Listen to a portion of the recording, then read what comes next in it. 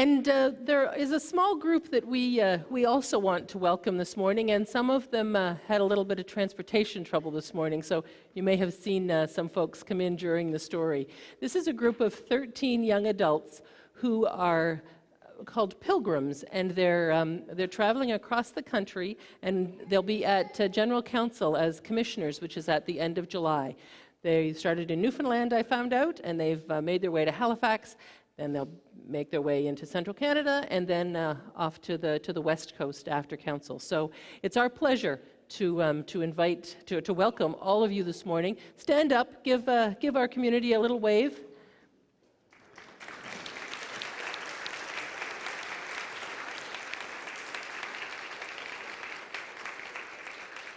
Thank you. We hope you will have an interesting and educational and wonderful trip across the country. It sounds like a great way to spend the summer. And thanks to our UCW, who I understand are providing lunch for these young folks after the service. So thanks to all who are involved. And with that, we'll invite Arlene forward to read the scripture message for us this morning. Thanks, Arlene. You can just whichever. It's not working. One more time? Okay. Morning. I'm reading this morning from the Inclusive Bible, the First Egalitarian Translation. The words are from the first letter of Paul to the church he had started in Corinth in Greece. He has heard that there had been quarreling among the church members, and in this passage he reminds them about their interconnectedness as people of God. The body is one, even though it has many parts. All the parts, many though they are, comprise a single body. And so it is with Christ.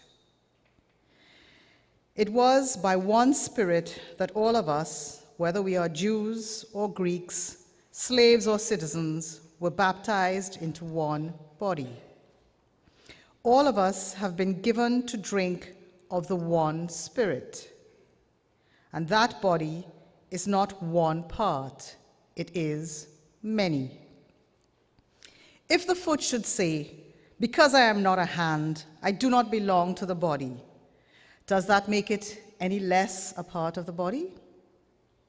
If the ear should say, "Because I am not an eye, I do not belong to the body," does that make it any less part of the body? If the body were all eye, what would happen to our hearing? If it were all ear, what would happen to our sense of smell? Instead of that, God put all the different parts into one body on purpose. If all the parts were alike, where would the body be?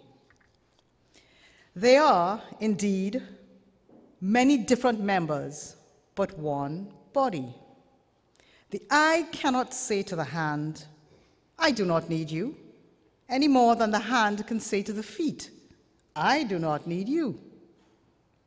And even if those members of the body which seem less important are in fact indispensable, we honor the members we consider less honorable by clothing them with greater care, thus bestowing on the less presentable a propriety which the more presentable do not need.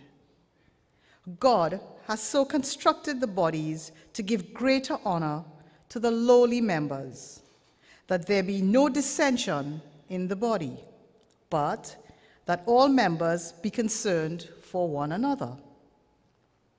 If one member suffers, all the members suffer with it. If one member is honored, all the members share its joy. You, then, are the body of Christ, and each of you is a member of it. Let us hear this message, take it to our hearts, so that we may all act upon it.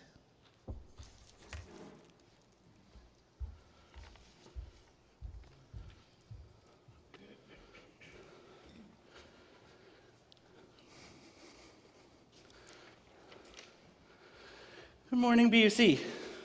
Hi. I'm going to try not to talk too fast. Carolyn's going to wave her hat at me if I start to go too fast for you guys, so don't worry. So I just want to start out by thanking you all for being here to kick off Pride Week.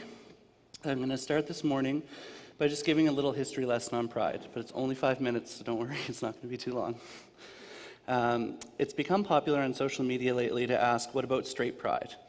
So we're in a time where the popular belief is, what about me? Where's my medal? The thing to remember is, there are important reasons that we have pride. Queer history is not something that is taught, and before Wikipedia, it was something that was handed down. So it's important that people know where it comes from. The precursors to Pride were carried out as pickets called annual reminders to inform Americans that LGBT people were still in need of basic civil rights. They were very controlled. Women wore skirts and men wore suits, and they marched quietly. Almost 50 years ago, on June 28, 1969, in Greenwich Village, New York, at the Stonewall Inn, there were a series of demonstrations that unfortunately turned violent. But it did set the stage for the liberties that we have today. The Stonewall Inn was owned by the mob, and it catered to the most marginalized people of the time in the queer community: drag queens, transgender people, homeless, prostitutes, and people who presented outside gender norms. The police would regularly raid gay bars since there were laws against homosexuality in public and in private businesses, and the inn was actually paying off the cops since it had no liquor license. It became really popular in the queer community since it was the only gay bar that allowed for dancing. The bar was raided at least once a month, and if you didn't have proper ID, if you were dressed in drag, or if you were a woman who didn't have at least 3 pieces of feminine clothing, you got arrested. On the night of June 28th, the bar was raided, apparently because the police weren't getting enough of a kickback, and it was decided that they were going to close the bar permanently. There was just over 200 people in the bar, and all of the exits were barred off. Normally, they lined everyone up, and female officers would actually take anyone dressed as a female into the washroom and check to see what their gender was.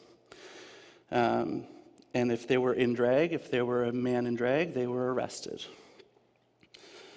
But this time, they actually refused.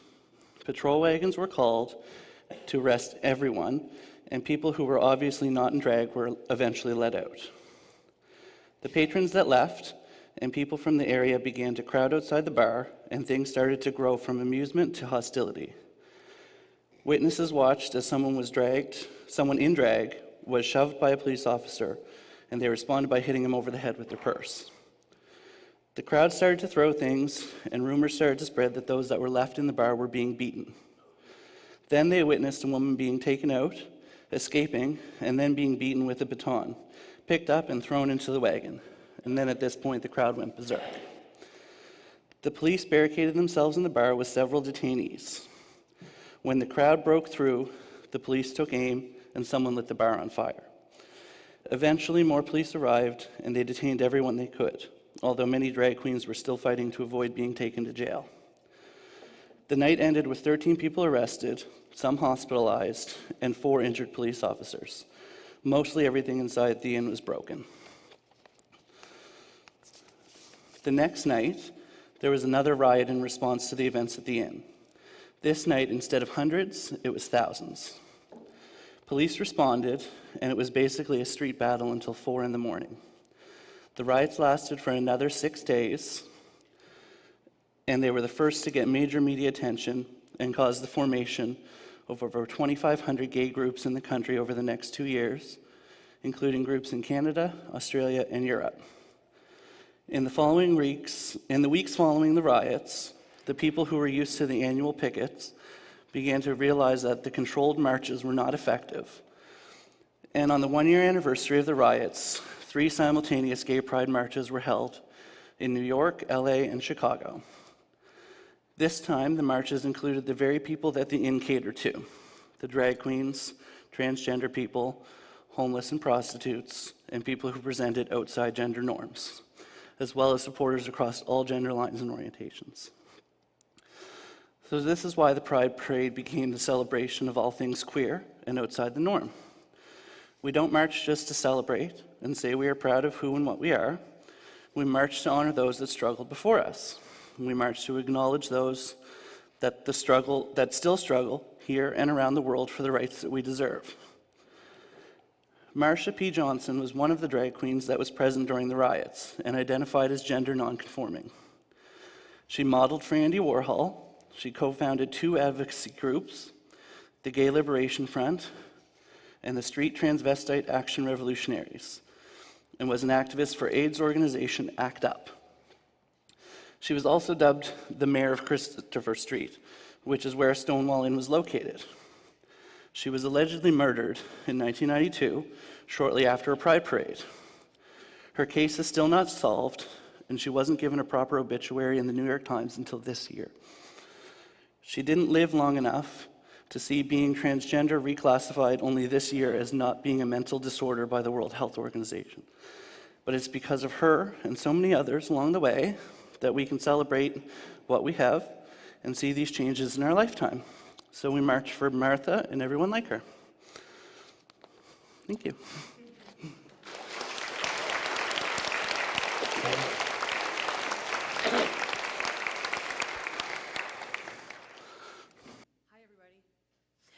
You're going to get 4 of us speaking in the end.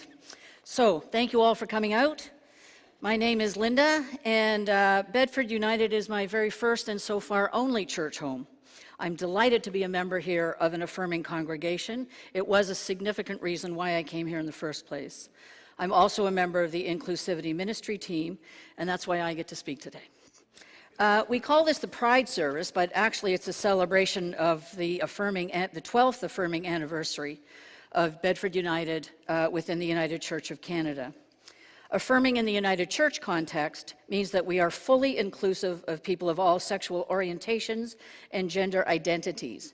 In the dictionary, affirming means to assert strongly and publicly. I like that. So that's really pretty excellent. Good for Bedford United. I wonder, though, if anyone here would be surprised to know that we are one of about 200 affirming congregations out of a possible 2,800 or so across the country. That's less than 10%. Many more congregations are going through this process now, and that's great. But why aren't there more? Why has it taken us almost 20 years to get this far? Is it because Bedford United and other affirming churches are more progressive than the non-affirming congregations? Maybe. Is it because the process is too onerous? Maybe. Perhaps the whole process needs to be looked at again. Perhaps the entire United Church should become affirming and require some education to take place in each congregation. And perhaps the new moderator of the United Church of Canada could be approached about this. Maybe. Do folks think it is no longer necessary since the United Church is so welcoming and in this day and age? Some people may think so. I do not. Many Canadians think that the battle has already been won. We now have same-sex marriage across the country. We can put our same-sex partners on medical plans as beneficiaries. Hey, our Prime Minister walks in the Pride Parade. Really? I mean, are we all really fine with it? Maybe in our little corner. But there is a big world out there. Here are some facts. It is illegal to be gay in 72 countries in the world. That is over a third. In some countries, it is still punishable by death. Transgendered folks are being murdered in North America and all over the world. In 2015, 23 trans women were killed in the United States. 19 of those were Black or Latina. Like everywhere, white folks are safer. How can we keep us all safe? Ray Tavel, a Halifax gay activist, was killed outside a gay bar here in Halifax in 2002. That was very close to home. 49 people were murdered in Orlando, Florida at the Pulse Gay nightclub in 2016. That was horrific. They are now searching for a serial killer of gay men in Toronto. The police are also trying to tie their suspect to a series of murdered gay men in Toronto from the late 70s. In those days, 14 men were killed, and half of those murders are still unsolved. Young people have real fears around coming out as gay or transgendered or anything different because of the bullying and harassment that is happening so intensely now with the proliferation of social media. Bullying is becoming a virtual assault. Mental health issues among young people is on the rise. In some places and circumstances, we are hated, and sometimes we have our own self-hatred or shame around who we are. There's a Netflix show on now. It's called Nanette, and it's an Australian comedian named Hannah Gadsby. It's a remarkable show. She talks, among other things, about still feeling shame for being, as she calls it, a little bit lesbian. It's called internalized homophobia. Until all of us feel safe and are safe, none of us is safe. Churches and religions have a lengthy history of not welcoming others. This includes the United Church too, women, indigenous folks, etc. The world is an ever-changing place. The acronym keeps getting longer. Currently, lesbian, gay, bisexual, transsexual, transgendered, queer, questioning, intersex, two-spirit, asexual, pansexual, plus. Where does it end? It doesn't. If more and different kinds of folks and sexualities or genders come forward and they want to be included in this umbrella, then that's what the plus sign is for. We can do that. We all deserve to be safe and included. If the letters become too long and complicated, maybe we do need to come up with something different. Personally, after decades of calling myself either a dyke or a lesbian, I am now starting to use queer. It is more inclusive and refers to anybody who does not identify with the norm regarding sexuality or gender. Though we are a family, our histories are different. We can still all love and support each other, just like a church community or any other community.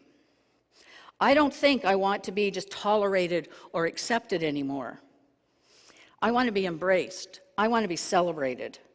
I believe in an unconditionally loving God. My God celebrates all of us, no matter our label or our lack of label. Most of the time, I don't think I'm very different from anyone else. Partly that's because I'm comfortable in my own identity and have been for a long time. I guess I can't properly explain it, but I feel like my worldview as a woman loving women is different. It's not just who I sleep with, but there's also a culture around it. In the 80s and 90s, there were lesbian bars, lesbian festivals, lesbian music, lesbian space, lesbian comics, lesbian separatists, and they would have nothing to do with men, nor in some cases with straight women. It was during those times that I came out and figured out who I was. Then we all became more mainstream. We're all growing up, kids, houses, families, and now there's the youth coming forward, and now it's getting really interesting. It still all means, though, that I need and want to be around my people. It may not seem important to some of you, but it sure is to me. I'm in the process of getting ready to move to Hamilton. I grew up there, but I don't know a single lesbian or queer person in Hamilton. That scares me. I have confidence that I will find and meet other queer folks, but I will have to make that search and start over again at age 63, looking for friends, looking for my peeps. I have been very successful at finding loving and dear queer and other friends where I have lived, and I have every expectation that I will again. I am starting with the Affirming Church in Hamilton, but it will be another coming out. Now that I've retired, I am looking forward to the next part of my journey.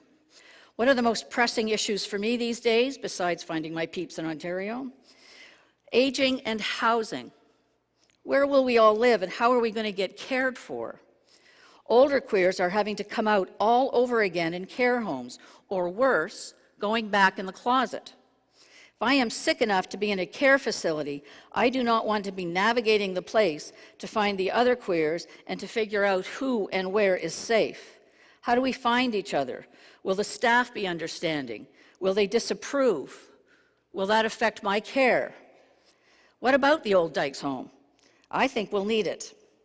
I was fortunate enough to live in a federally funded lesbian housing co-op called Sitka in Vancouver for 10 years, and that was back in 1986. It still exists, and it was a great place to live. You could date in your slippers, but it's full of stairs. that is no longer suitable for some of our aging bodies, and it's only 26 units. We need more. There are some projects around the world specifically for housing queer folks in a supportive environment. I think that's very exciting. I hope to visit one in Berlin in September, and I would love to live in one someday. Apparently, the United States is further ahead than Canada in this regard. There's a tiny home project going on in Texas, and Scandinavia, as always, is way ahead of us too. Let's start taking this issue seriously here in Canada. What does any of this have to do with Bedford United Church? Because we are part of the bigger world, and we understand that we are all much more alike than we are different. We are all loved by the divine. Until all of us are safe and feel safe, none of us is safe. Thank you. Namaste.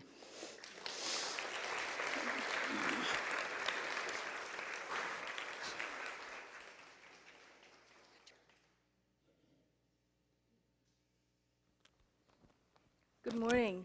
Can you hear me? Okay. My name is Leanne, and after Jason and Linda, I feel this big. So I'm going to step up another one, so I'll get it bigger, right? So I'm very thankful for Bedford United. As I said to the congregation once, my partner and I, we come from the Caribbean, where we don't have a church like Bedford United, so I'm indeed very happy to be here. Our Pride Sunday celebration is very, very important to me because it's an opportunity for us to share with the congregation us, not just physically being here, but to share a little bit of ourselves. Jason and Linda spoke about the wide world, and one of the things I want to do is, as I've done in the past, sort of bring it to myself, because when I come to where I am, I bring with me everything that I've experienced. And sometimes those experiences are not as I would have liked them to be, but it shapes who I am today. It allows me to express myself as I am here and to appreciate even more the place that is Bedford United. One of the things that we spoke about when we were looking at being here today is some of the things that we collectively experience. There are things that some of us may have never experienced. So Jason put his thoughts on paper, and I'm very thankful for that. I'm going to stop at one and go into it a little more. But these are some of the things that we have experienced as a small group, and I'm sure some of us also. So he said, did you know that at least once a week, someone misgenders my spouse? We go into pharmacies, we call on the telephone for stuff, and we refer to, we would like to do this. And automatically I'm asked, so what is your husband's name? And I would pause, and I would say, her name is, and you get another pause on the other side. But it happens all the time. One of the other thoughts is when you reconnect with friends that you haven't met for a while, and you talk about children, they simply assumed you were married to someone of the other gender. And it means that every time you meet an old friend,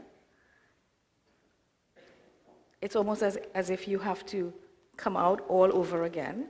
And it can be hard because, as someone may have said, you did that 10 years ago, but every time you meet a new friend, it's like you have to do it all over again. It can be difficult at times. I'm from a very large family. I have 9 brothers and sisters. I'm the last. I have a sister in Canada, and I have a brother who is an elder in our church from Trinidad. The last time I was there, I went with my sons and a nephew, and that was the day my brother preached in church. And he chose to speak about something that, since that time, I have not been able to have the conversation with him, and I felt very hurt by what he said. It was quite a while ago. he spoke about legislation that had been recently passed in the United Kingdom and Spain making same-sex marriages legal. And I felt like this again, just as I said, following Linda and Jason, because he spoke about how bad it was. He spoke about how it would lead to no good.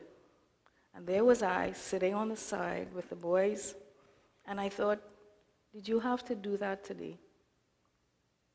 You're a respected member of the church, but your sister is here. You know what her life is like, and that is what you choose to throw in at the end of your sermon.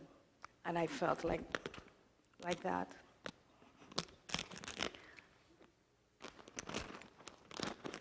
Okay, I was warned about this.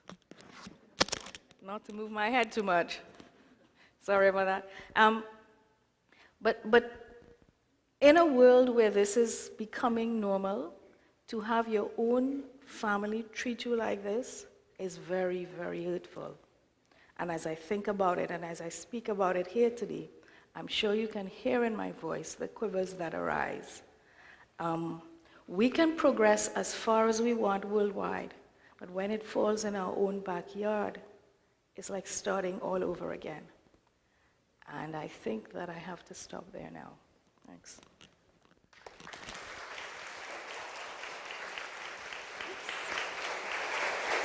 Okay, hold the applause. So you can't see me, and that's very deliberate. Don't turn around. You've all been given a great deal of information this morning, and I'm not going to add to information overload. Everything that Jason, Linda, and Leanne have spoken about can affect and does affect a great deal of people. People in Nova Scotia and people across Canada. And yes, there are many countries in the world, I said don't turn around. There are many countries in the world where the freedoms that we experience in Nova Scotia are not experienced there.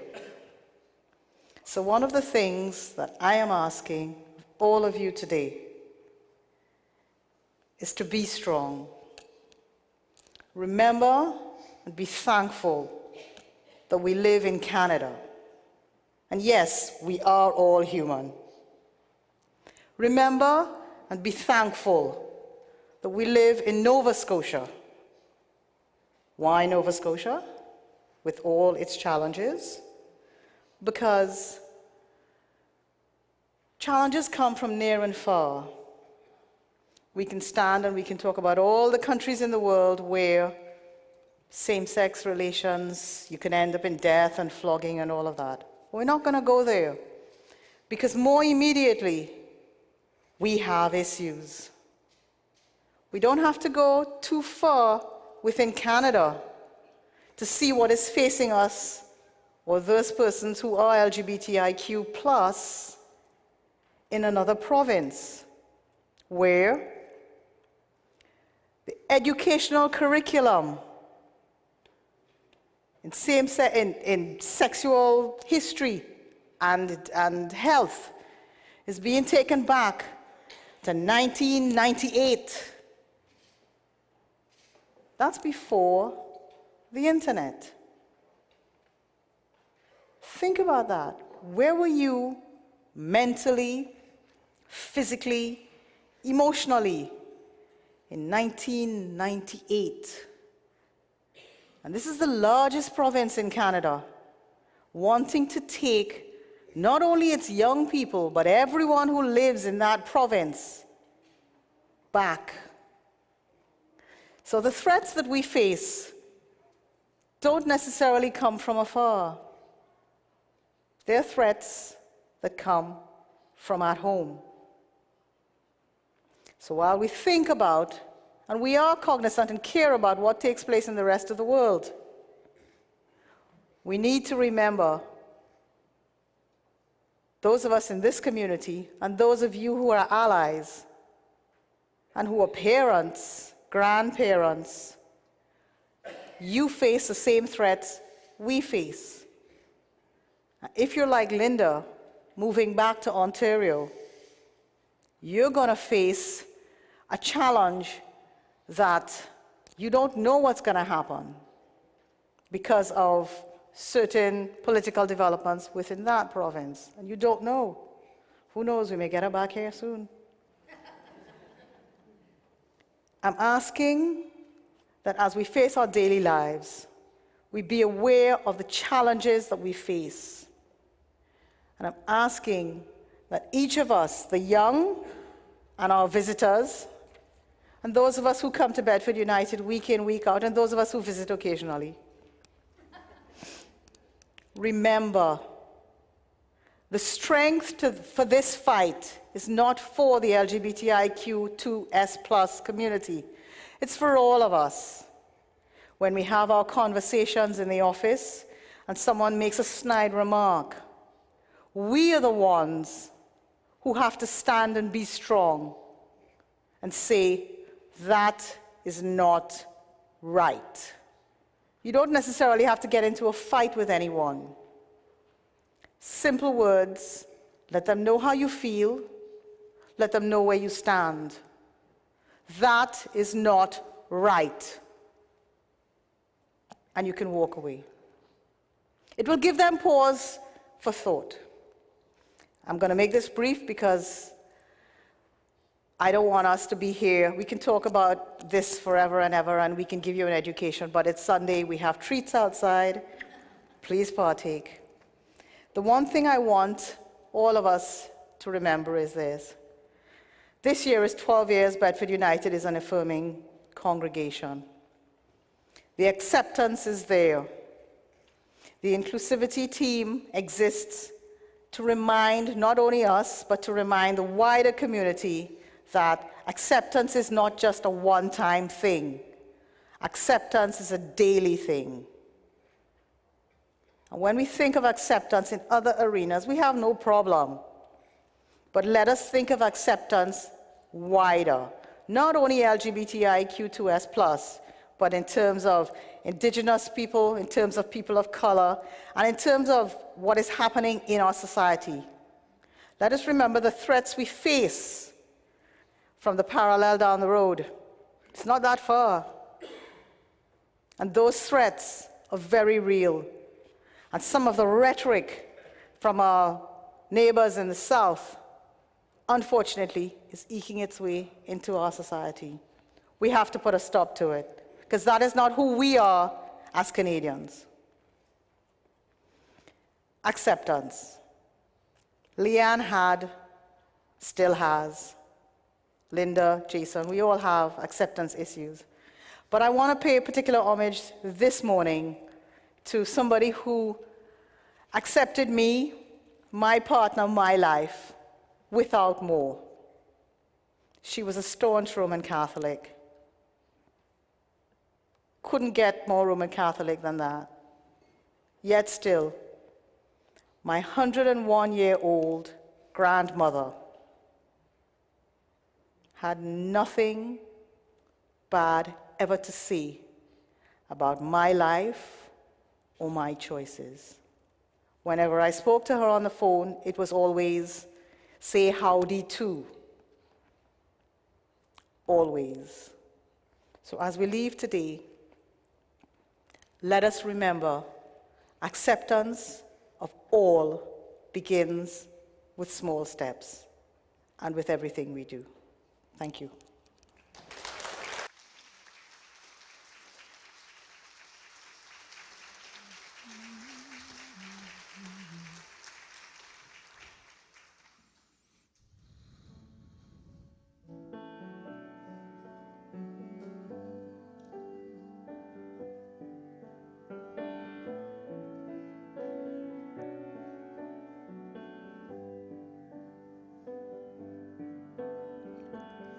Don't the hours grow shorter as the days go by?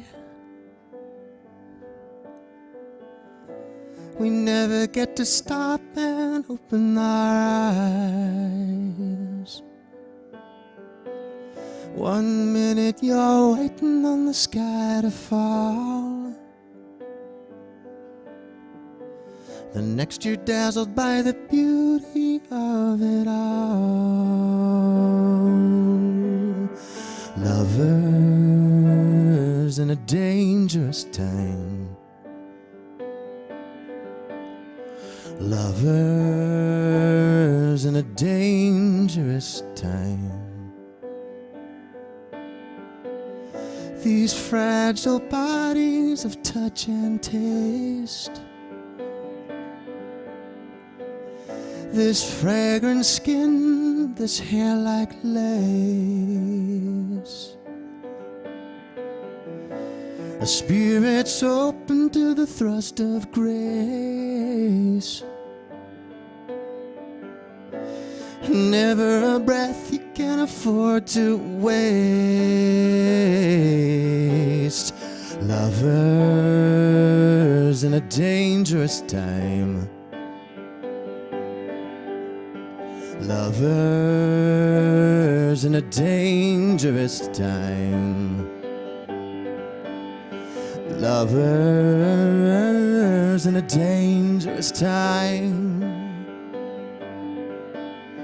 Lovers in a dangerous time.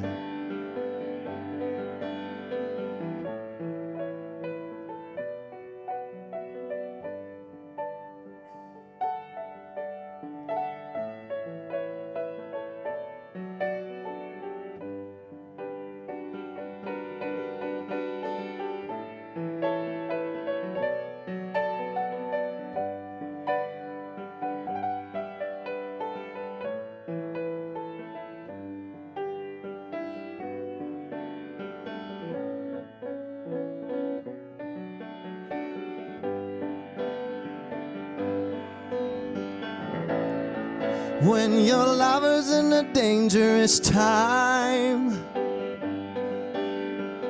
sometimes you're made to feel as if your love's a crime. Nothing worth having comes without some kind of fight. You gotta kick at the darkness till it bleeds daylight. Lovers in a dangerous time. Lovers in a dangerous time. Sing it with me. Lovers in a dangerous time. Lovers in a dangerous time. Do it again. Lovers in a dangerous time. Lovers in a dangerous time. Lovers in a dangerous time. Lovers in a dangerous time. Keep doing that.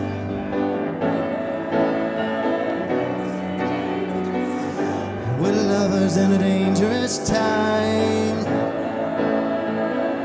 In a dangerous time. Oh,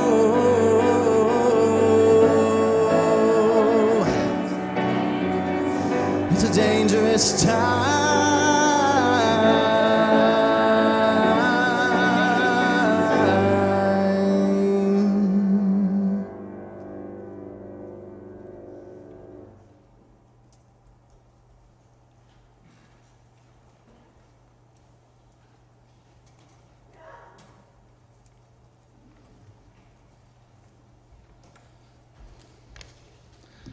So, thank you again, BUC, for allowing us to lead the service today and being a wonderful affirming congregation.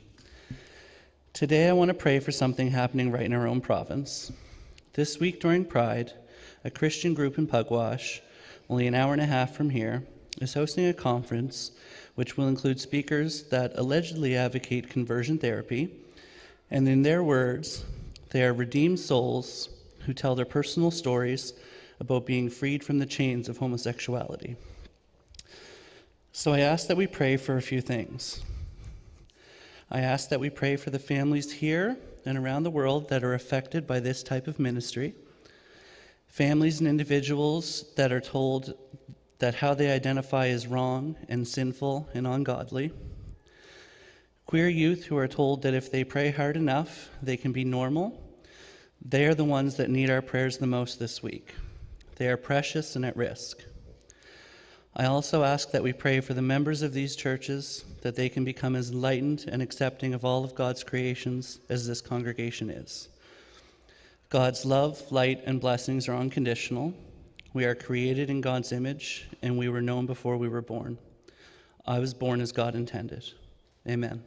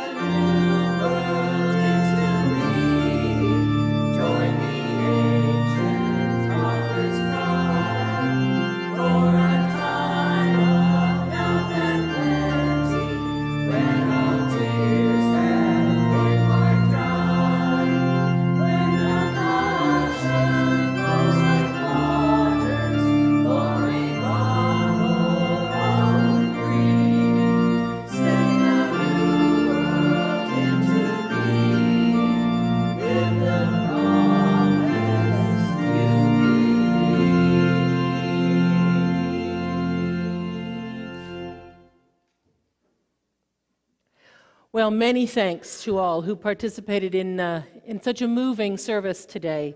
To Jason and to Linda, to Leanne and Arlene for the education, but for sharing your personal stories. There can be nothing more meaningful for others than to understand the personal stories. Now, I was looking for some kind of a wise quote to end our service this morning, and I was having trouble finding something. And then I was reading the news, and And I saw something that Trudeau said, Justin Trudeau, and this is not a political comment, so no one please get annoyed with me, but after the NATO summit in Brussels this week, he said, they were made in the context of immigration policy and diversity, so not specifically related, but to me seemed very apropos.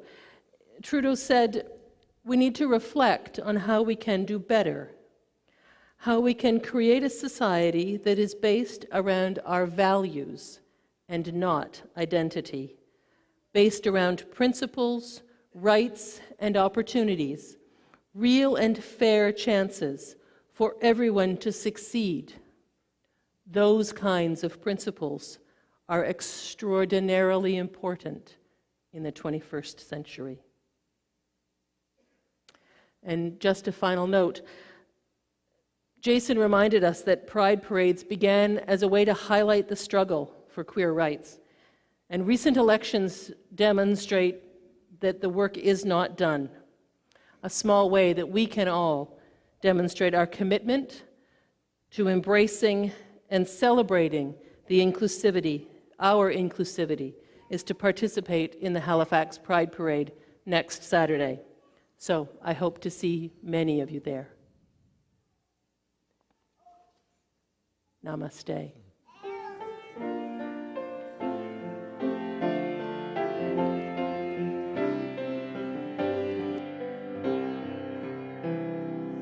Peace be with you, peace forever.